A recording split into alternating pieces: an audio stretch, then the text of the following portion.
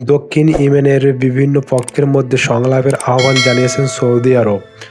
সম্পদ সমৃদ্ধ হাদ্রামাউত প্রদেশের সাম্প্রতিক সপ্তাহগুলোতে সংযুক্ত আরব আমিরাত সমর্থিত সাউদার্ন ট্রানজিশনাল কাউন্সিল (এসটিসি) ব্যাপক এলাকা দখলে নিয়েছে। এরপর সেখানে সংঘর্ষ শুরু হয় এবং সৌদি আরবের হামলা হওয়ার গত শনিবার এই আহ্বান জানায় রিয়াদ।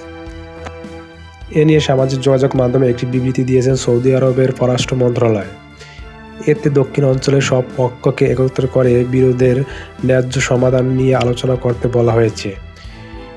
এজন্য নিজেদের রাজধানী রিয়াদে একটি সম্মেলন ও আয়োজন করার আহ্বান জানানো হয়েছে। সৌদি কর্তৃপক্ষ জানিয়েছে, আলোচনার জন্য এই আমন্ত্রণ ইয়েমেন সরকার দিয়েছে। সৌদি আরব ও সংযুক্ত আরব আমিরাত বছরের পর বছর ধরে ইয়েমেনের বিভক্ত সরকারি নিয়ন্ত্রণাধীন অঞ্চলে পরস্পর বিরোধী বিভিন্ন গোষ্ঠীর সমর্থন দিয়ে আসছে।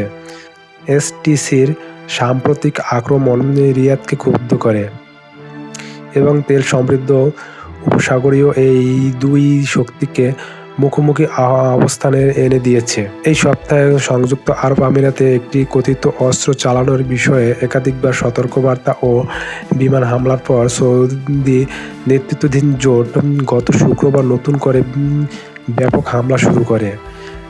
বিচ্ছিন্নতাবাদী গোষ্ঠীর দাবি অনুযায়ী এসব হামলার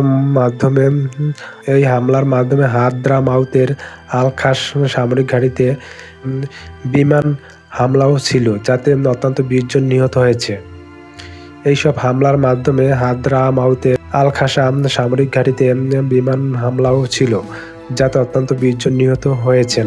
এএফপি এর এক সাংবাদিকের বরাতে বলা হয়, গতকাল সকালে ইয়েমেনের হাদ্রামাউতের প্রদেশের রাজধানীর মুকুল্লা শহরে গোলাগুলির আওয়াজ শোনা গিয়েছে।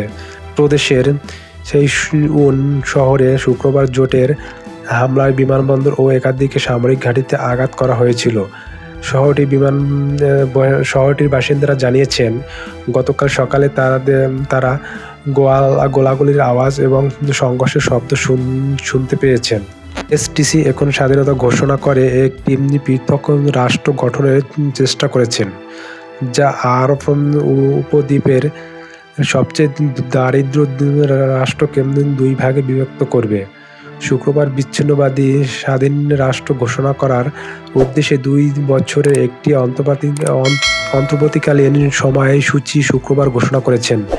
তারা জানিয়েছেন, এই প্রক্রিয়া সংলাপ ও স্বাধীনতার উপর গণভোট অন্তর্ভুক্ত থাকবে। ইয়েমেনের উপরে হুতি বিদ্রোহীদের উৎখাতের চেষ্টায় 2015 সালে সৌদি সমর্থিত জোটটি গঠন করা হয়েছিল।